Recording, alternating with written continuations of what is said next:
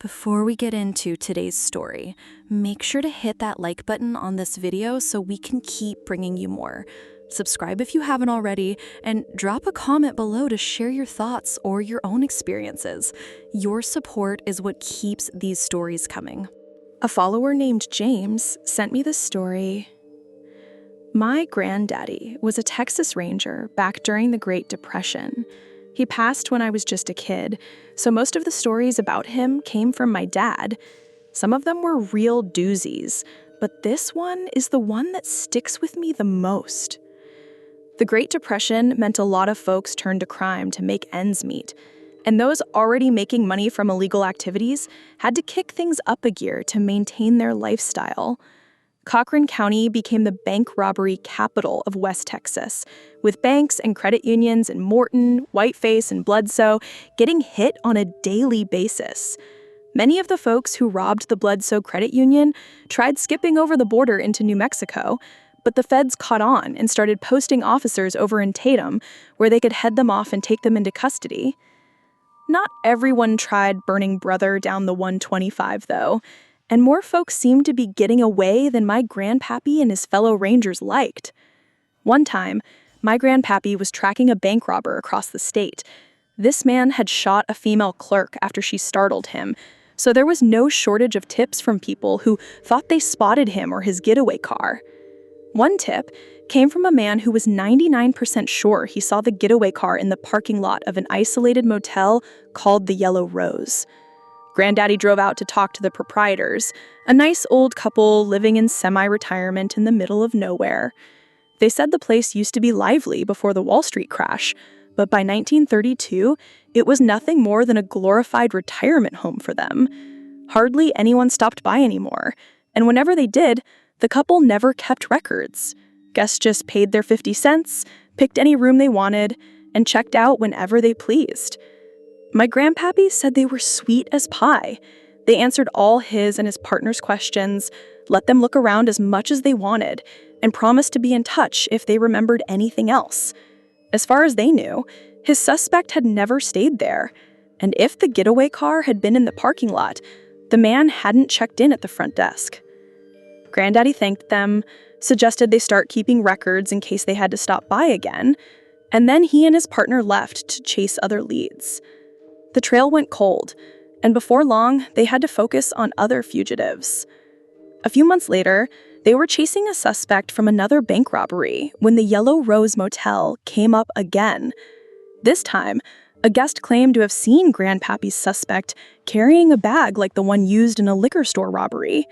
It seemed promising, but when they rolled up to the Yellow Rose, it was the same story. No records, just a vague recollection after being shown a photograph. They weren't suspicious yet, but they were frustrated at how unhelpful the couple was. More months passed, and once again, the Yellow Rose was mentioned in witness reports for an armed robbery suspect. This time, the witness said the suspect was nervous and refused to leave his room, forcing the older man to go to him whenever he needed something. The man admitted to speaking with the suspect, but acted confused at first, and when asked if he'd been in the room long enough to get a good look at him, lied and said no. Grandpappy and his partner played it cool. They suspected the couple was sheltering robbers in exchange for a cut of the loot. Rent wasn't 50 cents for these guests. It was closer to $50, which was a lot of money back then. The problem was proving it. They had searched the place before and found nothing. Months later, they got a break from a prisoner who claimed his partner had abandoned him during a job, keeping all the money. Their plan had been to meet at the Yellow Rose, which helped criminals escape in exchange for a cut. Grandpappy's partner was thrilled to finally have confirmation, but they still didn't know how the couple made fugitives disappear. They came up with a plan: enlist another ranger the couple didn't know, and send him in undercover as a potential bank robber to buy their services. The undercover ranger got into character easily.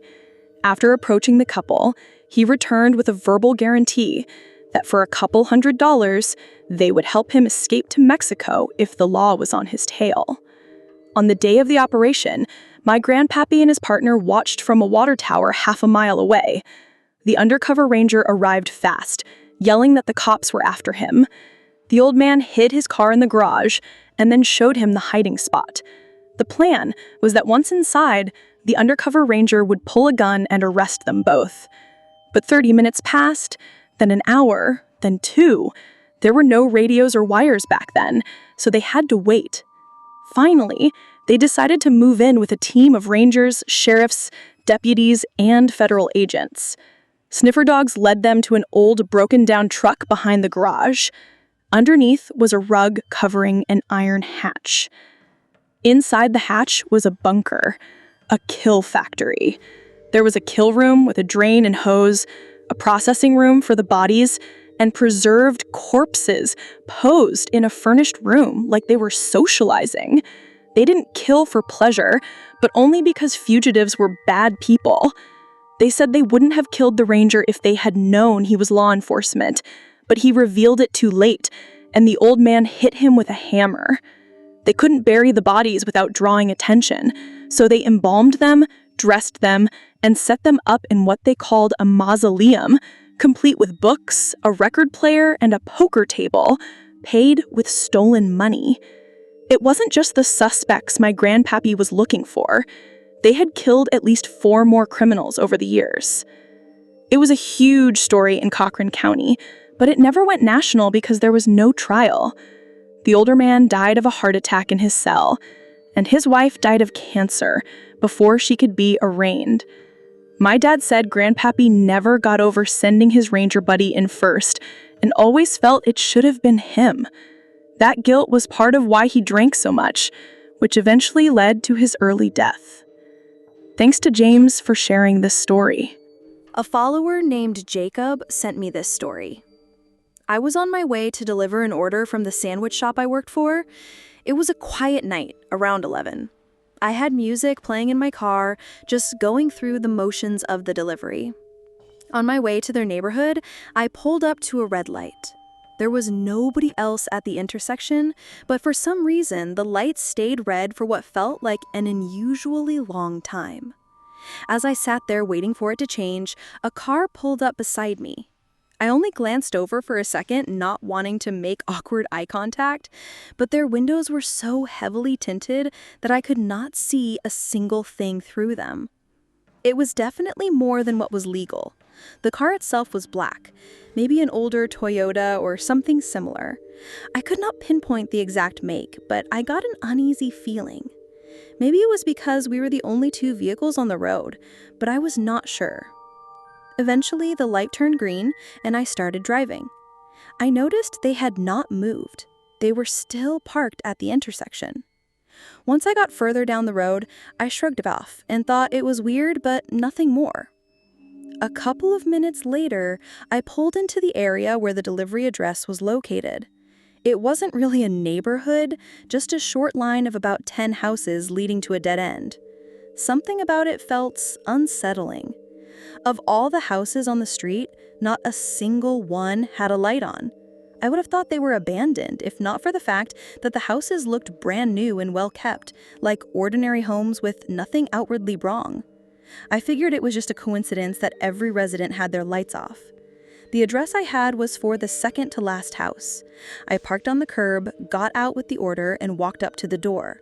I was hoping to see some sort of light coming from inside, but there was none. Reluctantly, I knocked. When I did, the door moved slightly as if it had not been properly shut or locked. That was strange. I called out, "Sandwich delivery? Anyone home?" But it was silent.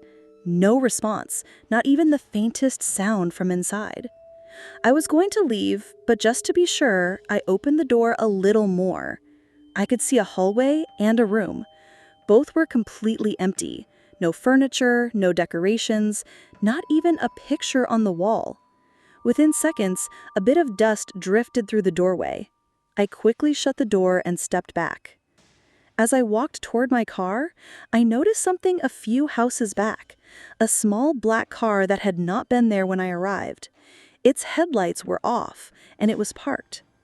Once I saw the tinted windows, I recognized it immediately. My stomach dropped. This could not be a coincidence. I hurried toward my car, but just as I reached the road, I caught movement in the reflection of one of the windows. I stopped. I was near the passenger door, and through the window, my eyes fell on the back seat. It was dark, but something was blocking part of the back window. In a split second, I realized what I was seeing. I spun around and ran back toward the house. As I did, the back door of my car swung open and a man in a black hoodie and black pants jumped out. He did not chase me. Instead, he ran straight to his own car and drove off. I stayed on the porch, heart pounding, and called 911. I probably could have driven away, but I was too shaken to think straight.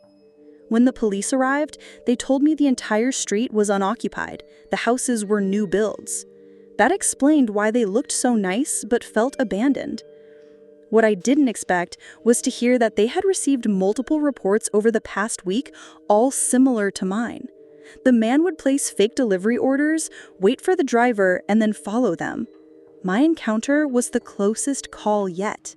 He had gotten into my car and was likely waiting for me to get in and drive off. Who knows what he planned to do? Unfortunately, there have been no updates on finding him. Thanks to Jacob for sharing this story. Hi everyone, glad to have you here. This is the place where we share real horror stories that will make you think twice before turning off the lights. If you enjoy true creepy experiences, don't forget to subscribe and hit the notification bell. Now, let's get into today's story.